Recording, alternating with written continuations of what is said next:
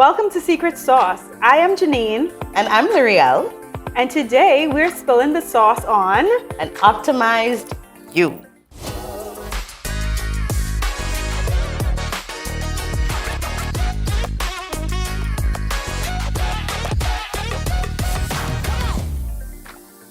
So Jen, exactly what do we mean when we say an optimized you? Well, to me, an optimized you means that you are operating at your best self, operating at a place where you know yourself, you love yourself, and you are proud of the direction in which you're going. So what does it take to be an optimized you? Well, I can only share my personal journey. It came at a time when I felt like I was completely overwhelmed. I felt like I was pouring into everyone else except myself. I felt like I was taken last at all times. And so I knew that there were things in my life that I needed to revisit, deal with, confront, and do the hard work on myself. So that took me on a journey of therapy, sitting with a therapist who was able to help me to go back way into my childhood to figure out where the root of some of these triggers were coming from, and then help me to really rediscover who I was, Right. and who I am and who I really want to be.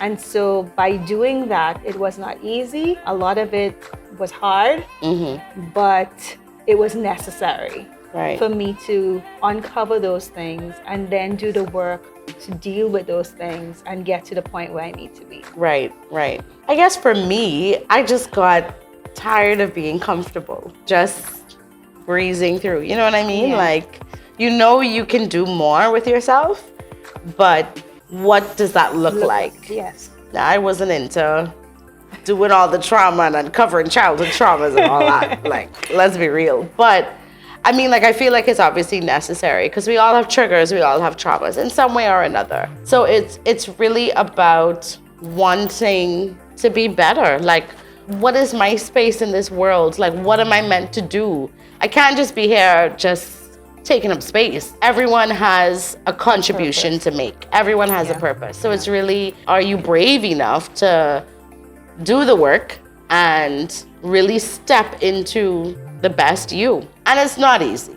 It's not easy. Is this the camera that I'm looking at? It's not easy. Because I mean, it's ugly stuff, right? Yeah. You discover things that you may be triggered by. It may unravel a lot of heavy emotions that you may not be prepared to deal with. And you may look at yourself in the mirror and not even like what you see. That's just the reality of doing hard work. But I think once you lock in and you know that it's for a greater good, like you're coming out better on the other side, right? So all of it is not in vain. You're coming out on the other side and you get to be a better person. And a better you means a better, spouse, a better mom. You get better kids, you get better friends. I personally think that every relationship begins with you. Yeah. You have everything begins with you. Everything begins with you. And you have to be able to understand yourself in order to understand what you want. Right. And a lot of that journey of understanding yourself has a lot of forgiveness in it. Because sometimes when we look back, it's really hard to think that we would have done certain things or, been a certain way. Yeah. As you said, looking in the mirror, you may not like what you see, but we have to accept that we did the best that we can that we could in that space of time, and the realization that you want better and you can do better is a good step. Yeah. Right? Just forgiving whatever is the past and moving forward. Right. Knowing that you are responsible for your destiny. Right. Really. Yeah. And you said something about knowing what you want. And I feel like you also have to know that your race is your race. Like, absolutely. It doesn't matter what you are doing, what you are doing. Like, it's our life. So we have to run it ourselves. Like, sure, we can have people that inspire us. You inspire me. So, it keeps me going, but I don't want what you have, or I can also understand that we're at different spaces. So what you have is a manifestation or a result of all of the hard work that you've put in. Right. So who am I to come and say, well, I want that. I don't know what you sacrificed to get that. I don't know what you went through. I don't know the journey that you went on. And I also don't know what you're going after to say that you're successful. So I think it's important when we talk about the journey to self, it is just that, like our own journey, and understanding that helps with imposter syndrome. It does. Helps with jealousy. Let's be real. Yes. Helps with just trying to live up to someone else's expectations and definitions of success. It takes a lot of bravery, I would say, because it's easy to just compare yourself, you know what I mean? And especially in the space of social media. And we grew up in a culture too where people compare and people, they kind of like go tit for tat. So it's really just being brave enough to say, I'm gonna walk my own journey, and it may be at a different pace than yours, and that's okay. And that's okay. Yeah. I feel like when we look around a lot, we see relationships crumbling, and we can see jealousy seeping in. Right. And we've always had this conversation because we can't understand why, right? I can't understand why instead of being supportive, someone would be jealous. Right. When there is big enough space for everybody to shine. Yeah. If you just focus on you and your unique power and your secret sauce. Your secret sauce. Yeah. Then you can get to your best self. Yeah. You don't have to have what anyone else has. Yeah. And another part of this is the people-pleasing syndrome that, seem to exist in this society. A lot of times we don't say no, and we don't admit that we have that people-pleasing syndrome. But when we think about us always saying yes to things and not saying no, realizing that no is a complete sentence. Yeah. And when it comes to prioritizing ourselves, we don't do that. And so we end up saying yes to the detriment of ourselves. But again, it's because we're not understanding who we are, why we are the way we are, and what really makes us us. Yeah. So what advice would you have for someone like going on that journey to discover themselves and have that challenge with like people pleasing or comparing themselves to someone else, which most of us, I think, has struggled with that at some point or another? I would definitely say that it begins with introspection. If you find certain situations keep arising in your life and you're the common factor, right, it's about time that you take some introspection and you look inwardly. What it is about me that seems to be attracting this? Or what is it about me that allows this to happen, right? And when we start asking ourselves those questions, then it kind of leads us on the journey to find the root cause of our behaviors. And another thing that we need to sit with is discovering our values. Like, what are the values that we hold at our core? Right. Because those are the things that drive us. Those are the things that push us in the direction that we want to go. And if we don't know our values, then we end up aligning ourselves with, any and everyone. We end up saying yes to things that we shouldn't say yes to. So I think it starts with that, the introspection, the alignment of your values, and then you do the work. You do the work. You gotta do the work. Yeah.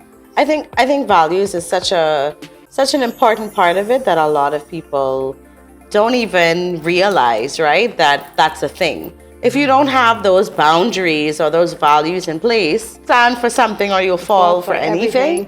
And that's the truth, because that's a fundamental part of having an optimized version of yourself, putting boundaries in place. Absolutely. Yeah, for sure. And those boundaries exist within your family. Oh, yeah. They exist with your friends. They exist with your business. Boundaries are very important. Yeah. Along with boundaries, therapy. Yes. And then we just normalize therapy, and therapy has been like a taboo topic. I'm glad that we're now seeing it being normalized. Therapy is not if you just think you're crazy. Yeah. Like, I still go to therapy now. Yeah. And it's just an outlet for you to get out your thoughts and to continue rediscovering yourself. Yeah. I remember my very first session, and I went in with all these pent up expectations of, oh my God, am I gonna sit on the couch? Is she gonna come with her notes? I went into it feeling like something is wrong with me. And the session was online, that's first of all, so that was super easy. And it was literally just a normal conversation. Just do it. It's really not that bad. It's actually very helpful. So we've come to the segment where we're gonna get a little saucy. This is our saucy segment where we ask each other a saucy question. We each have no idea what the question is gonna be, so we're just gonna throw it out and see where it lands. So, Leri, yes, your saucy question, girl. You ready? I'm ready. What's one thing that you have discovered about yourself that you did not like? Do you know I have that same exact question for you? Swear. So I discovered that, especially in my friendships, I'm very quick to quit. Fight or flight, I'm a flight girl. Because you rub me wrong once and I'm just like, deuces. But so I realized that obviously, as you mentioned, when things are happening as a trend in your life, you start to take stock and say, well, okay, is it them or is it me? And I realized, well, that was me. I brought it up in a therapy session and realized that that is a trigger response to how I grew up. Did therapy, and then coming out of therapy, I actively made an attempt in each circumstance. I made the effort to stick it out, have the hard conversations, or make the attempt to have the hard and resolve conflict. And if it worked, great. If it didn't, then at least I tried. Yeah. I mean, I have the same question for you. So one thing that I discovered on my journey that I didn't like is that I didn't like confrontation. And that's because I struggle with abandonment issues. Right. Because of my childhood. I would just accept whatever is going on and just move on. Kind of just push it on the side and, tolerate it. Right. Instead of really saying... People please. Yes. Instead of saying how I feel about it, you know, and that it's bothering me. And so I was able to get past that and realize that it's okay to be alone, even if, if the person has to leave, they have to leave. Right. But at the end of the day, I have to be happy with myself. Yeah. And so that's where I'm at. Thank you for joining us on another episode of The Secret Sauce. See you next time.